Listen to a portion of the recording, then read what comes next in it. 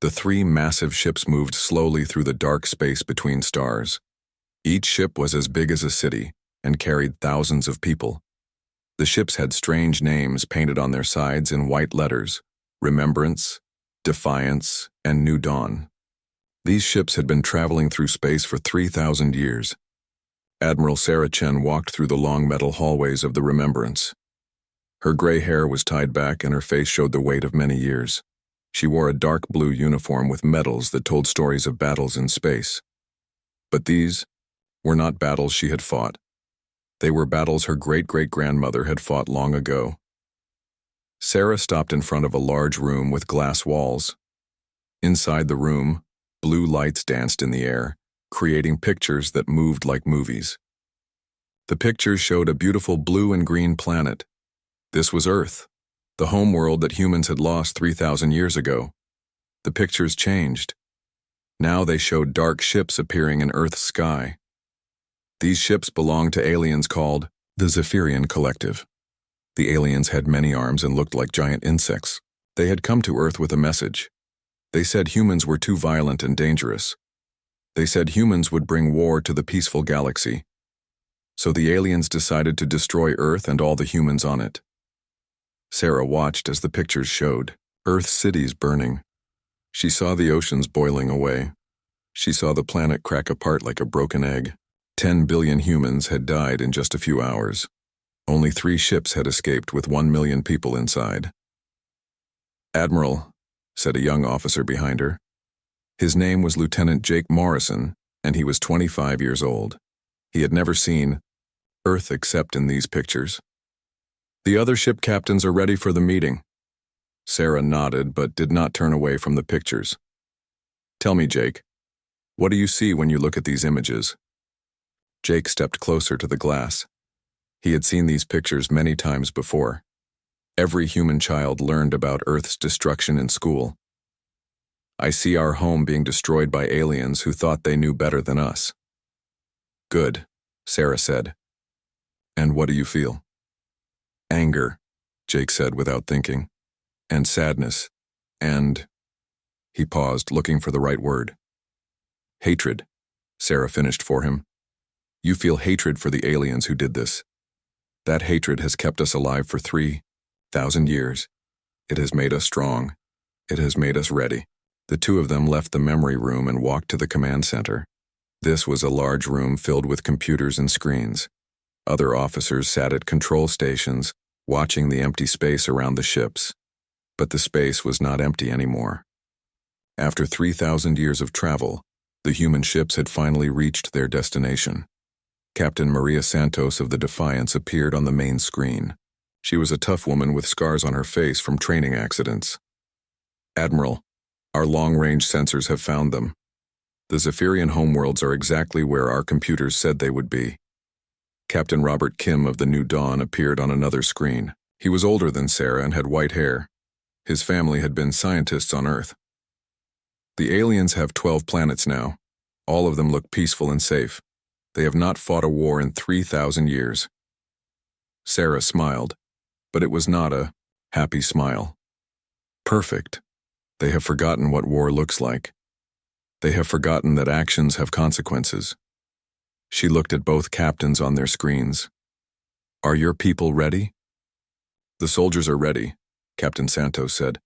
"We have 50,000 fighters trained for space battles. Each one of them knows why we are here." "The weapons are ready," Captain Kim said. "Our engineers have spent 3,000 years building the most powerful weapons in the galaxy. We can destroy planets now." Sarah walked to the front of the command center. Behind her, the pictures of Earth's destruction still played on smaller screens. Every person in the room could see them. 3,000 years ago, the Zephyrian Collective decided that humans were too dangerous to live. They killed our world and our people because they were afraid of us. They thought they were making the galaxy safe. She turned to face her officers. They were right to be afraid. We are dangerous. We are the children and grandchildren of the survivors. We have spent every day of our lives preparing for this moment. We have made ourselves into the very thing they feared most. An officer at a computer station raised her hand. "Admiral, We are receiving a message from the alien worlds. They are asking who we are and what we want. Sarah thought about this for a moment. The aliens had no idea that humans still existed. They probably thought all humans had died with Earth. They had no reason to fear 3 unknown ships appearing in their space. Send them our answer, Sarah said. Tell them we are the children of Earth. Tell them we have come home. The officer typed the message into her computer. On the main screen, they could see the 12 alien worlds spinning slowly in space. Each world was green and blue, covered with cities and farms. Billions of aliens lived there in peace. They had no armies. They had no weapons of war. They thought they were safe. Admiral, said another officer, the aliens are sending another message. They are welcoming us to their space. They say they want to share their knowledge and peace with us. Sarah laughed, but the sound was cold and bitter. Peace. They want to share peace with us. After they murdered 10 billion of our people. She walked to her command chair and sat down. Open a channel to all ships. All humans need to hear this. The screens around the room changed to show thousands of human faces. These were the people living on all 3 ships. They were soldiers, scientists, engineers, teachers, and children. All of them had been born in space. All of them had grown up hearing stories about Earth. My people, Sarah said, for 3,000 years we have wandered between the stars. We have lived in metal ships instead of on green worlds. We have breathed recycled air instead of fresh wind. We have done this for one reason. We are here to make the aliens pay for what they did to our home. The faces on the screens showed no surprise. They had all known this day would come. Their parents and grandparents had prepared them for it. The aliens think we are explorers or refugees, Sarah continued. They think we want peace. They have forgotten what they did to us, but we have not forgotten. We will never forget. She stood up from her chair. Today we begin our work. Today we start to collect the debt that has been owed to us for 3,000 years. Today we show the galaxy what happens when you try to destroy humanity. The screens went dark. Around the command center, officers began preparing for battle. Weapons systems came online. Fighter ships prepared to launch. Krun, the cargo bays. Soldiers checked their equipment one last time. Sarah returned to the memory room and looked at the pictures of Earth one more time. We are coming home, she whispered to the images of her dead world. And we are bringing hell with us. Outside the ships, space remained quiet and dark. The alien worlds continued to spin peacefully, unaware that death was coming for them. The Zephyrian collective had spent 3,000 years believing they had solved the problem of human violence. Soon, they would learn that they had only delayed it. On the planet Zephyr Prime, the morning sun shone down on crystal towers that reached up to the clouds. The buildings were made of materials that looked like glass but were stronger than metal. Gardens grew on every level, filled with flowers that changed colors as you watched them. Flying vehicles moved silently between the towers, carrying people to their jobs in schools, art studios, and research centers. High Counselor Thekvan stood on the balcony of the tallest tower in the Yao capital city. He was a Zephyrian, which meant he looked like a large insect that walked on 2 legs. His skin was green and shiny, and he had 4 arms instead of 2. His large black eyes could see much more than human eyes. 2 long feelers on his head moved constantly, tasting the air around him. Thekvan was old, even for a Zephyrian. He had lived for 800 years and had been the leader of his people for 200 of those years. During his time as leader, the Zephyrian collective had grown from 5 planets to 12. Every world under collective rule was peaceful and safe. Counselor, said his assistant, a younger Zephyrian named Velrin, the morning reports are ready for your review. Thekvan took the glowing tablet and read through the information. There had been no crimes on any of the 12 worlds yesterday. No wars, no fights, no violence of any kind. The food production numbers were good. The weather control systems were working perfectly. The art competitions had produced many beautiful works. 3 new scientific discoveries had been made. Another perfect day, Tekvan said with satisfaction. Another day of peace in our galaxy. He walked back into his office, which was filled with art from all 12 worlds. Paintings covered the walls, showing scenes of nature and happy families. Sculptures stood in the corners, made from metals that seemed to glow from inside. Everything was beautiful and peaceful. Tekvan remembered when the galaxy had not been so peaceful. 3,000 years ago, there had been a species called humans living on a planet they called Earth. The humans had been different from other species. They fought wars among themselves. They built weapons. They seemed to enjoy violence and conflict. The collective had watched the humans for many years. They saw how humans treated each other and how they treated their own planet. The collective, leaders decided that humans were too dangerous to be allowed to spread across the galaxy. So they had done what needed to be done. They had ended the human threat permanently. It had not been easy. The collective was a peaceful people who did not like violence. But sometimes, Tekvan believed, violence was necessary to prevent greater violence. By destroying the humans, they had saved countless other species from human aggression. Counselor, Velrin said, interrupting his thoughts, we have received a message from the Outer Rim. 3 unknown ships have entered our space. Tekvan looked up from his tablet. Unknown ships? That is unusual. Most species know about the collective by now.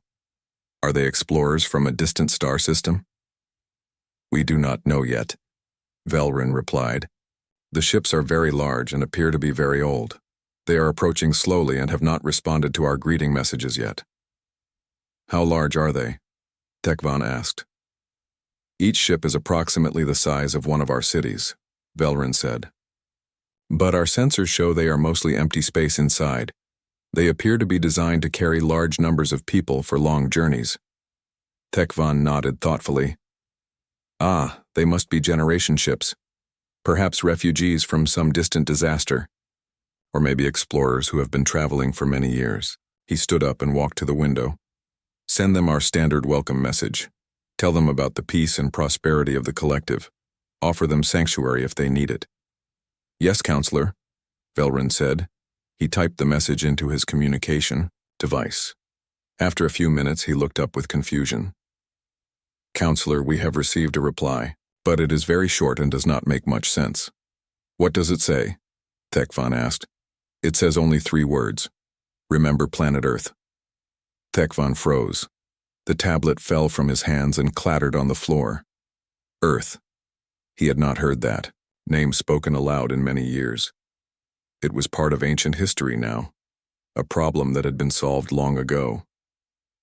Are you certain those were the exact words? He asked quietly. Yes, Counselor. Remember planet Earth. That was the entire message. Tekvan's mind raced. It had to be a coincidence. All the humans had died when their planet was destroyed. The collective had made sure of that.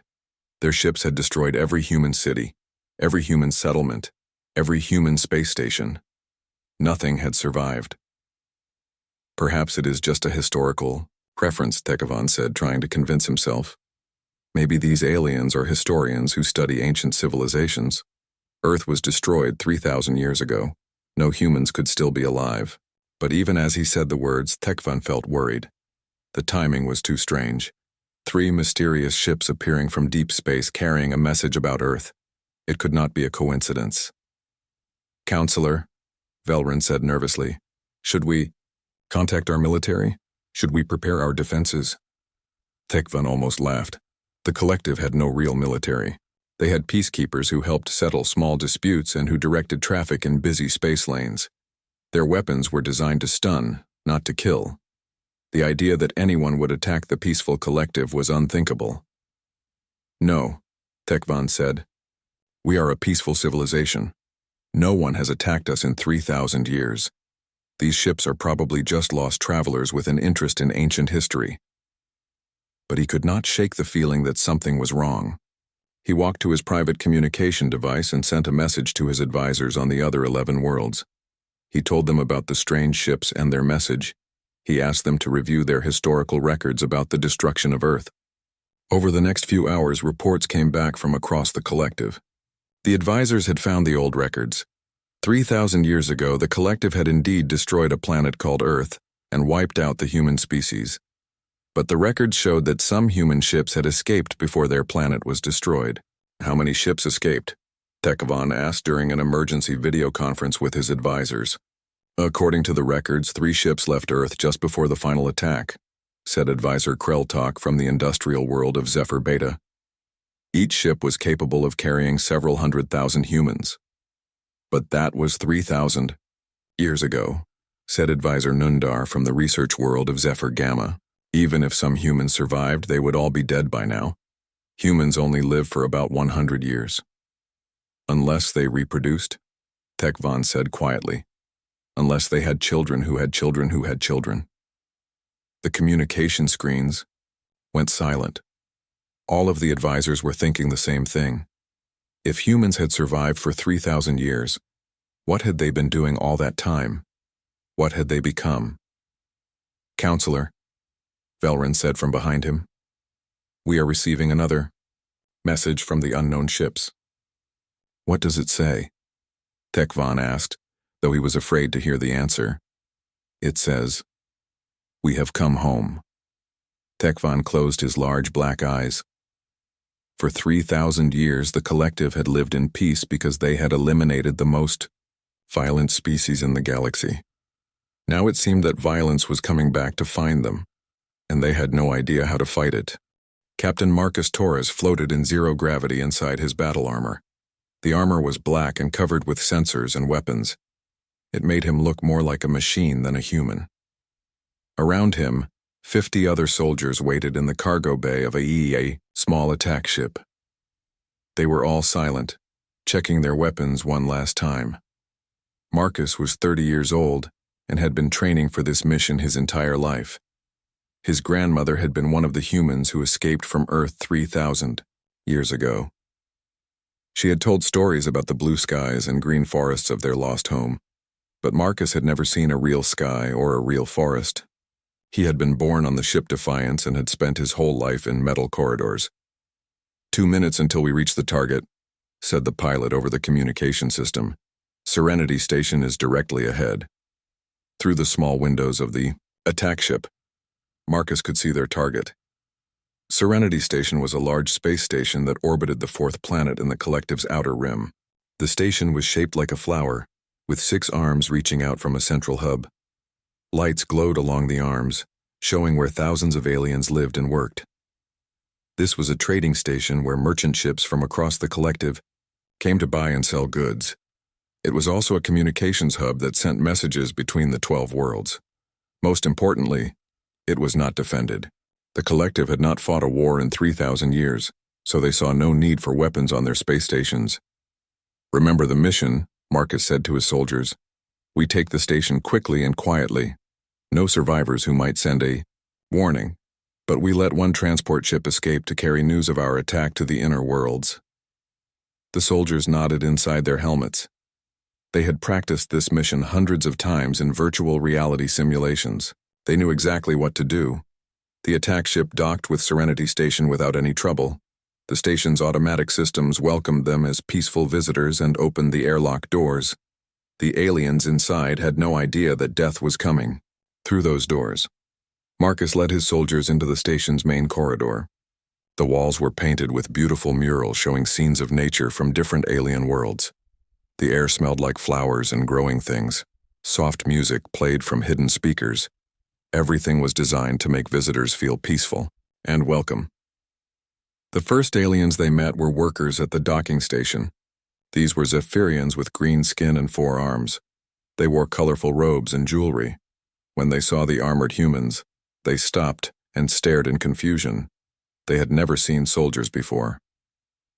Welcome to Serenity Station, one of the aliens said in the collective's common language. Are you travelers in need of assistance? Marcus raised his weapon, a rifle that fired bolts of plasma energy. Yes, he said. We need you to die. The plasma bolt hit the alien in the chest and burned a hole completely through his body. The alien fell to the ground, his 4 arms twitching, once before becoming still. The other alien screamed and ran away down the corridor. Move out, Marcus ordered. Teams Alpha and Beta secure the command center. Teams Gamma and Delta secure the communication arrays. Team Echo comes with me. To the residential areas. The soldiers spread out through the station like a disease. They had studied the station's layout for months and knew exactly where to go. Their weapons made no sound except for the hiss of plasma bolts and the thud of bodies hitting the floor. In the command center, Lieutenant Sarah Kim found 12 alien technicians working at computer stations. They looked up when she entered, their large eyes full of curiosity rather than fear. They had no idea what a weapon looked like. "Are you here to inspect our equipment?" asked the chief technician, a elderly Zephyrian with silver markings on his green skin. "We were not told about any inspection today." Sarah did not answer. She and her team opened fire, killing all 12 technicians in less than 10 seconds. The aliens had no time to send a distress signal, or even to understand what was happening to them. "Command center secured," Sarah reported over the radio. "All communication equipment is under our control." In the residential areas, Marcus found families of aliens living in small apartments. The apartments were filled with art and books and musical instruments. Children's toys were scattered on the floors. Pictures on the walls showed happy families at gatherings and celebrations. The aliens were eating their evening meal when the soldiers arrived. Parents sat at tables with their children, sharing food and talking about their day. When the armored humans burst through their doors, the families looked up in confusion. "Please," said one alien father standing up from his dinner table. "If you are hungry, we will share our food with you. We have plenty." Marcus shot him in the head. The alien father fell backward onto the dinner table, his blood mixing with the family's food. The alien mother screamed and grabbed her 2 children, pulling them close to her body. "Please do not hurt my children," she begged. "They have done nothing wrong. Take whatever you want, but please leave them alone." "What I want," Marcus said, "is for your species to understand what it feels like to watch your family die." He killed the mother and both children with 3 quick shots. Around the station, his soldiers were doing the same thing in every apartment, every shop, every office. They killed scientists and artists and teachers and children. They killed aliens, who had never hurt anyone in their entire lives. Within 30 minutes, Serenity Station was silent except for the sound of air recycling systems and the footsteps of human soldiers. 5,000 aliens were dead. Not one human had been injured. "All areas secured," reported Lieutenant Kim, from the command center. "We have complete control of the station." Marcus walked back to the docking area where one small transport ship waited. Inside the ship, he could see 3 aliens who worked as cargo handlers. They had hidden when the shooting started, and had watched in horror as their friends and families were murdered. "Let them go," Marcus ordered his soldiers. "Give them time to get to their ship and leave." "Sir?" asked one soldier. "Should we not kill them too?" "No," Marcus said.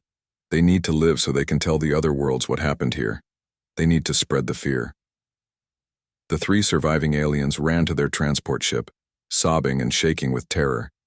They had never seen violence before and could not understand what had just happened. Their ship launched from the station and flew toward the inner worlds at maximum speed, carrying news of the attack. Marcus activated his communication system and sent a message to Admiral Chen on the Remembrance. "Admiral, Serenity Station is ours. All objectives completed. No human casualties." "Excellent work, Captain," Admiral Chen replied. "Strip the station of anything useful, then destroy it. We have 11 more worlds to visit." As his soldiers began looting the station's technology and supplies, Marcus walked through the corridors filled with dead aliens. He felt no sadness or guilt. These aliens belonged to the same species that had destroyed Earth and murdered 10 billion humans. They deserved everything that was happening to them. He stopped in front of a wall covered with children's drawings. The pictures showed alien families playing in gardens under sunny skies. At the bottom of each picture, young aliens had written their names in colorful letters. Marcus pulled out a plasma torch and began burning the pictures one by one. As each drawing turned to ash, he thought about the human children who had never had the chance to draw pictures or play in gardens. This was justice, he told himself. This was what the aliens had earned with their attack on Earth. Sweet dreams, he whispered to the burning pictures. The monsters you created have finally come home. Dr. Elena Vasquez sat in her laboratory aboard the ship Defiance, surrounded by screens showing maps of collective space. Each screen displayed a different alien world, with red marks indicating important targets. Power plants, communication, towers, food processing centers, government buildings, everything that kept a civilization running. Elena was 45 years old with gray streaks in her black hair. She had spent her entire adult life studying the psychology of the Zephyrian collective. She knew how they thought, how they made decisions, and, most importantly, how to break them. The transport ship from Serenity Station reached Zephyr Beta 12 hours ago, reported her assistant. A young man named David Park. The survivors have told their story to the local government. News of the attack is spreading across the collective. Elena smiled and made notes on her tablet. Good. Fear spreads faster than our ships can travel. By the time we reach the inner worlds, they will already be afraid. She looked up at the screen showing peaceful alien cities. Tell me about their response so far. David consulted his computer. The outer colonies are trying to evacuate their populations to the inner worlds, but they do not have enough transport ships to move everyone quickly. Most colonies are asking the central government for military protection. And what kind of military protection can the collective provide? Elena asked, though she already knew the answer. Almost none, David replied. They have peacekeeping forces on each world, but these are not soldiers. They are more like police officers. Their weapons are designed to stun people, not to kill them. They have no military spaceships and no training for real combat. Elena nodded with satisfaction. This was exactly what she had expected. The collective had spent 3,000 years believing that violence was a problem of the past. They had no idea how to fight a real war. Show me the communication intercepts from their government meetings, Elena said. David activated a new screen that showed translated messages between collective leaders. Elena read through them quickly, noting the growing panic in their words. High Counselor Thekvan on Zephyr Prime had called an emergency meeting of all world leaders. He was asking for ideas about how to defend against the human attack, but none of the other leaders had any useful suggestions. Some wanted to try negotiating with the humans. Others wanted to hide their populations in underground bunkers. A few suggested surrendering immediately and hoping for mercy. They still do not understand, Elena said. They think this is some kind of misunderstanding that can be solved with talks or treaties. They cannot imagine that someone might simply want to destroy them. She walked to another screen that showed the research facilities on Zephyr Gamma. According to their intercepted messages, collective scientists were desperately trying to develop new weapons, but they were starting from nothing. They had no experience with military technology and no understanding of how weapons were supposed to work. Dr. Vasquez, said David, we are receiving reports from our scout ships. The collective is trying to create some kind of defense fleet. They are taking civilian cargo ships and trying to mount weapons on them. Elena laughed. Cargo ships against our warships? They might as well throw rocks at us. She pulled up the specifications of collective civilian vessels. They were designed for comfort and efficiency, not for combat. Their hulls were thin. Their engines were slow. They had no armor and no shields. What about their weapons research? Elena asked. Our spies report that they are trying to reverse engineer some ancient weapon designs, David said. But they are having problems. Their scientists cannot understand why anyone would want to build something designed only to destroy. Many of them are refusing to work on the project because they say it goes against their moral beliefs. Elena shook her head in amazement. Even now, facing extinction, the collective could not abandon their peaceful nature. It would be admirable if it were not so pathetic. Dr. Vasquez, said a new voice from the doorway. Captain Maria Santos entered the laboratory, still wearing her military uniform. Admiral Chen wants to know if you are ready to begin the next phase of the plan. Elena looked at her screens one more time. The collective worlds were in chaos. Their leaders were arguing. Their people were panicking. Their military was non-existent. It was time to escalate the pressure. Yes, Elena said. We are ready. Begin targeting their infrastructure. But remember, we are not trying to kill large numbers of people yet. We want them to suffer slowly. We want them to understand what it feels like to watch their civilization collapse piece by piece. Captain Santos nodded. Our attack ships are already in position around the outer colonies. We will begin with their power grids and communication networks. Over the next week, human strike teams hit targets across collective space. They did not attack cities directly. Instead, they destroyed the systems that kept the cities running. Power plants exploded, leaving entire worlds in darkness. Communication satellites were shot down, cutting off contact between planets. Food processing facilities were sabotaged, creating shortages that led to riots. Elena watched the reports coming in from across the collective. On Zephyr Beta, crowds of aliens gathered outside government buildings, demanding protection that did not exist. On Zephyr Delta, fights broke out in food distribution centers as supplies ran low. On Zephyr Epsilon, parents tried to send their children to other star systems, but the transport ships had been destroyed. It is working perfectly, Elena told Admiral Chen during their daily meeting. Their society is designed for peace and cooperation. When those things disappear, they have no idea how to cope. They are doing most of our work for us. How long until total collapse? Admiral Chen asked.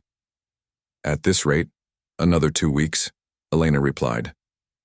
By the time we reach the core worlds, the collective will be too busy fighting among themselves to organize any real defense against us. But Elena was most interested in the psychological reports from their captured aliens. Human interrogation teams had taken prisoners from the outer colonies and were studying their reactions to the attacks. The results were exactly what Elena had hoped for. The aliens simply could not understand why the humans were doing this.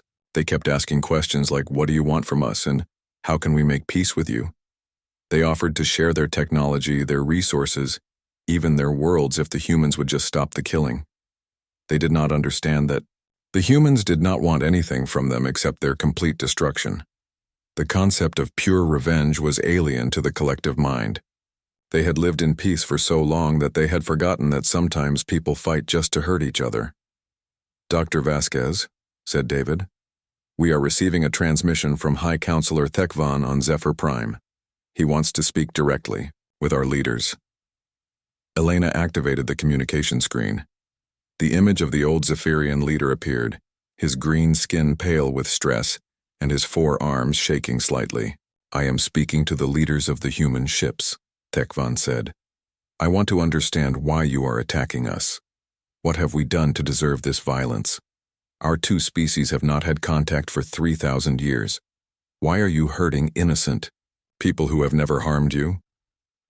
Elena looked at the alien leader with cold eyes.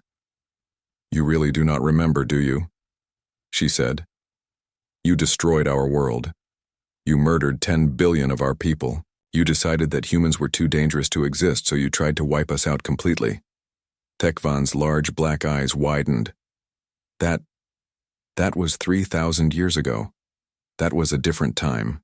We were trying to prevent a galactic war. We thought we were saving other species from human aggression. And now, Elena said, we are saving the galaxy from collective arrogance. You decided you had the right to judge an entire species. You thought you could play God with the lives of billions. Now you get to see what your victims have become. But the people you are killing had nothing to do with the destruction of Earth, Thekvan pleaded. They are innocent. Most of them do not even know that humans ever existed. Elena's smile was cold and cruel. The children who died on Earth were innocent too, but that did not save them. Innocence is not a shield, counselor. It is just another word for unprepared. She cut the communication before Thekvan could respond. Around her, the screens continued to show collective worlds falling into chaos. Soon, it would be time for the final phase of the plan. The humans had spent 3,000 years preparing for this moment. The collective had spent the same 3,000 years forgetting how to fight.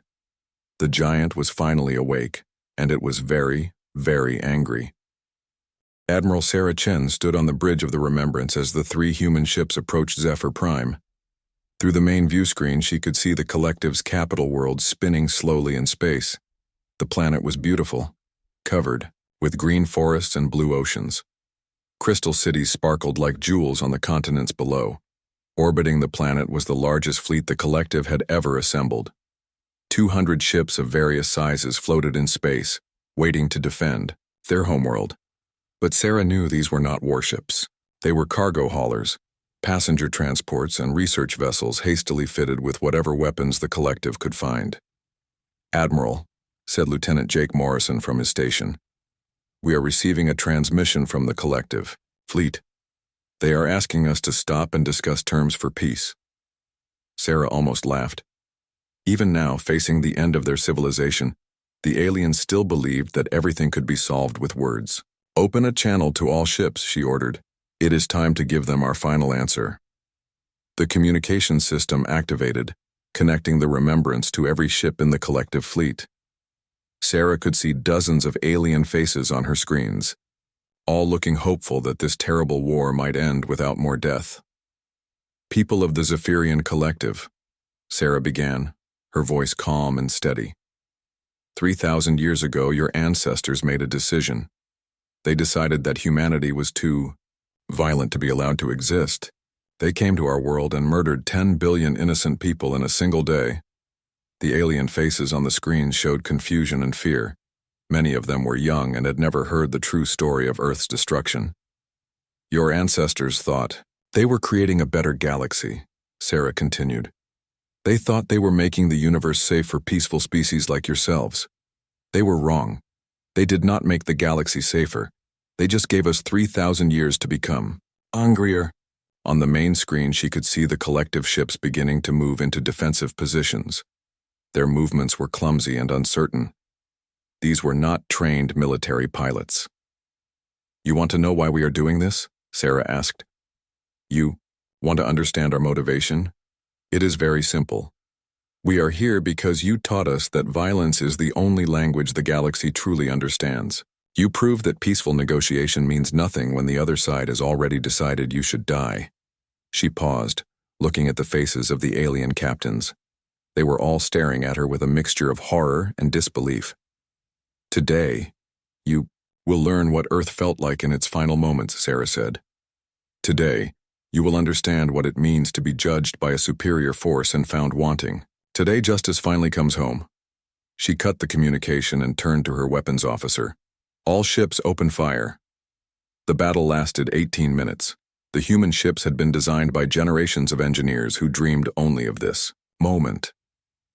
Every system, every weapon, every piece of armor had been built for one purpose: to destroy the Zephyrian Collective. The ships moved like hunting animals, their weapons firing with deadly precision.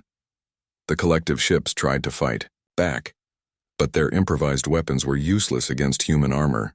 Plasma bolts that should have destroyed enemy vessels instead bounced harmlessly off human shields. Missiles that should have crippled human engines were shot down by defensive systems before they could reach their targets.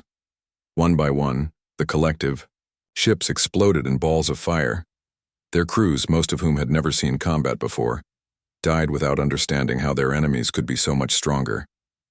In 18 minutes, 200 alien ships became debris floating in space around Zephyr Prime. "All enemy vessels destroyed," reported the weapons officer. "No damage to human ships." "Good," Sarah said. "Now target the planet itself." From the cargo bays of the three human ships, massive missiles launched toward Zephyr Prime. These were not ordinary weapons. They were planet killers, designed to crack worlds apart from the inside. Each missile was larger than a city building and carried enough explosive power to shatter continents. The missiles struck the planet's surface and burrowed deep into the crust before exploding. The first explosions created earthquakes that could be felt on the other side of the world. The second wave of missiles struck fault lines, causing massive volcanic eruptions. The third wave targeted the ocean floors, boiling away the seas in clouds of steam. Within hours, Zephyr Prime was dying. The crystal cities cracked and fell. The green forest burned away to ash. The blue oceans disappeared into space as steam.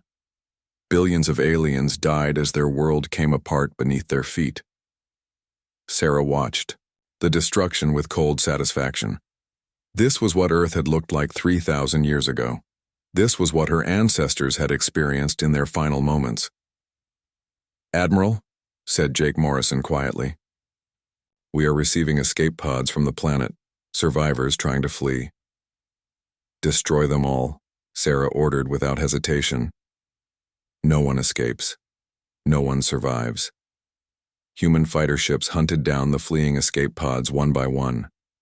Laser cannons vaporized the small craft before they could reach the safety of space. In the end, not a single alien from Zephyr Prime survived to tell the story of their world's destruction. But Sarah was not finished. Over the next 3 days, human ships visited every remaining world in collective space. Each planet died the same way as Zephyr Prime. Cities burned, oceans boiled. Billions of aliens died screaming as their worlds cracked apart. On Zephyr Beta, the industrial world, human soldiers walked through the burning factories and power plants. They found alien workers hiding in underground shelters and killed them with plasma rifles. No mercy was shown to anyone. On Zephyr Gamma, the research world, human teams destroyed every laboratory and library. Thousands of years of scientific knowledge burned along with the aliens who had created it. The humans did not want to learn from collective science. They only wanted to erase it. On the agricultural worlds, human ships poisoned the soil and destroyed the crops. Entire planets that had once fed the collective became barren wastelands where nothing would ever grow again. Some aliens tried to surrender. They sent desperate messages begging for mercy, offering to give the humans anything they wanted. But the humans were not interested in surrender. They had not come to conquer the collective, they had come to end it. A few alien ships managed to escape to deep space, carrying small groups of survivors. But these refugees would spend the rest of their lives running from human pursuit. There would be no safe haven for them anywhere in the galaxy. When the killing was finally over, Sarah stood in the ruins of the collective's capital city on Zephyr Prime. The crystal towers had melted into glass pools. The beautiful gardens were fields of ash. Nothing moved except the wind blowing through the debris. Captain Marcus Torres approached her, his armor still smoking from the heat of the dying planet. In his hands, he carried a metal plaque that would serve as a memorial. "Where should we place it, Admiral?" he asked. Sarah looked around at the devastation and pointed to a spot where the collective's government building had once stood. There, right where their leaders used to make their decisions. Marcus planted the metal plaque in the ground. The inscription read, "Here died the last Zephyrian city. They created peace by silencing those who might disturb it.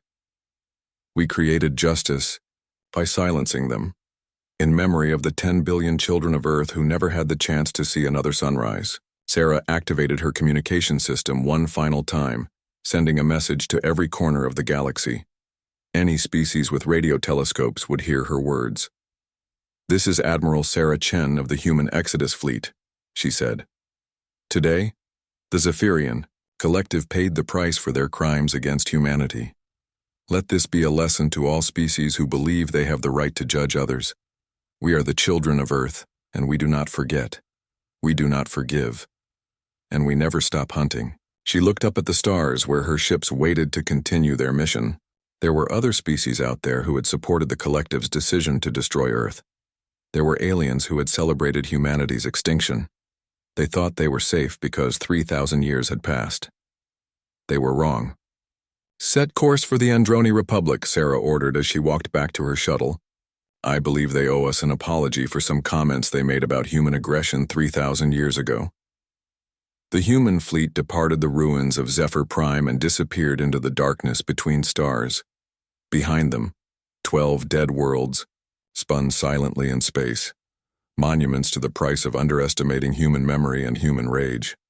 In the cold depths of space, 10 billion ghosts finally rested in peace.